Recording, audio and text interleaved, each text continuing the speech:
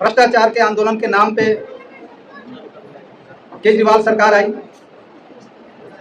लेकिन साथी लोग जानते हैं कि जिस करप्शन के नाम पे, करप्शन के खिलाफ आंदोलन करके साथ सत्ता में आया, वो करप्शन एक रत्ती भी कम नहीं हुआ, बल्कि और भी बढ़ गया। और समाज को पतित करने के लिए जो उनको पता साबित हुआ कि शराब नीति लाए, एक के बाद एक अगर शराब एक बोतल लेते हैं तो उसके साथ एक फ्री कर दिया गया। तो ये समाज को अच्छा नहीं बना, समाज को और गलत ले जाता है। तो हम लोगों को समझना होगा कि जिन्हें भी राजनीतिक पार्टियां हैं, ये किसका नेतृत्व कर रही हैं, और इनके सत्ता में रहते, इनके राजनीति में रहते कौन लोग मजबूत हो रहे हैं। बीमारी का है आम जनता समस्याओं से और भी गहरा होता जा रहा है। उनकी समस्याएं सुलझने के बजाय और भी उलझती जा रही हैं।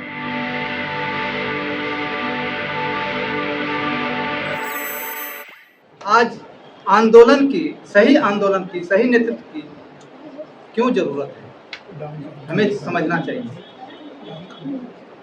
आज़ादी के टाइम से हम लोग देख रहे हैं, कोई भी सरकार आई हो देश के अंदर,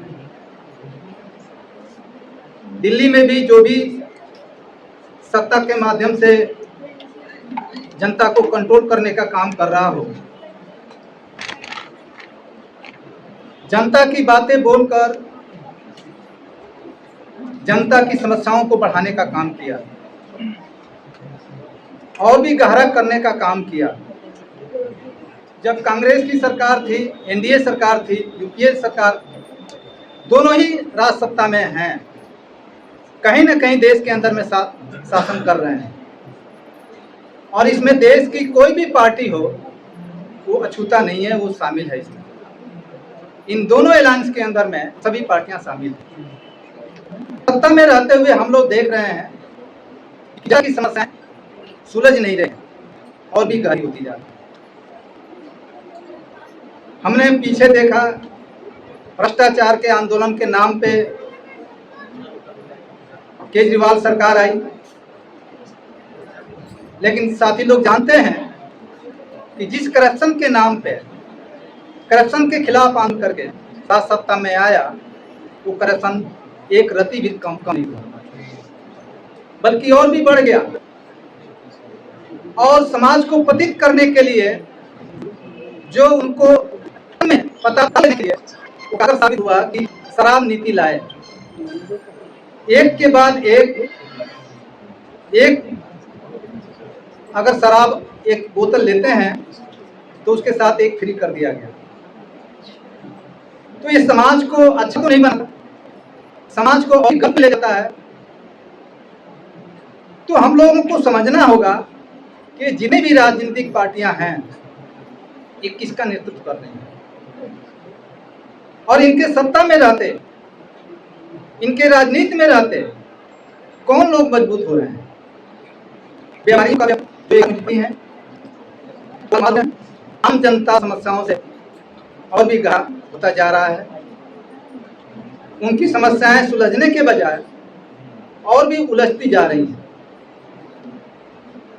तो ऐसे स्थिति में जब आंदोलन के लिए हम लोग जाते हैं, जनता के बीच में बहुत सारे लोग बोलते हैं, ये बड़े बड़े जो आंदोलन होते हैं उसमें भी ये प्रचार किया जाता है, छात्रों के लिए बोला जाता है, युवाओं के लिए बोला जाता है, आम नागरिकों को बोला जाता है कि अपना काम देखिए, राजनीति आपका काम नहीं है।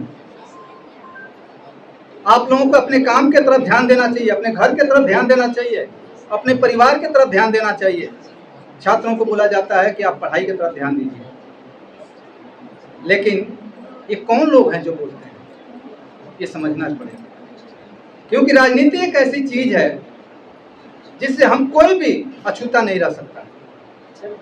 जो हम घर में रहते हैं, पढ़ाई करते हैं, नौकरी करते हैं, जो जीवन जीने का संसाधन व्यवस्था करते हैं, उस सब में राजनीति है। अगर ये राजनीति लुटेरों के लिए रह जाए, व्यापारियों के लिए रह जाए, एकाधिकार पूंजीपतियों के लिए रह जाए, तो आम जनता की जेबें खाली होती चली जाती हैं। और यही हो रहा है यहाँ पे। अभी भ्रष्टाचार के मामले में जो वर्तमान सरकार, ये सभी सरकारों को पीछे छोड़ दिया। कांग्रेस की सरकार से परेशान होकर के लोग बीजेपी की सरकार को लाए। कांग्रेस की सरकार की ये नीतियां थी। सरकार है दिल्ली में, केंद्र में वही नीतियां, और इन नीतियों से किसका नुकसान हो रहा है? आम जनमानस का नुकसान। तो इसलिए समझने की जरूरत है कि जो अन्य राजनीतिक पार्टियां हैं, जो कुछपति वर्ग की राजनीतिक पार्टियां हैं, अगर उनके नेतृत्व में कोई भी आंदोलन चले वो सक्सेस नहीं हो सकता। वो जनता की समस्याओं का समाधान नहीं कर सकता। वो सरकार बदल सकती है, वो चेहरे बदल सकते हैं, कुछ अपने इर्द गिर्द लोगों को कुछ फायदा पहुंचा सकते हैं, लेकिन समाज के अंदर में जो तमाम ये गहरी समस्याएं हैं, ये जो शोषण पे आधारित जो पूरा संचालन है व्यवस्था का, इसमें कोई परिवर्तन नहीं।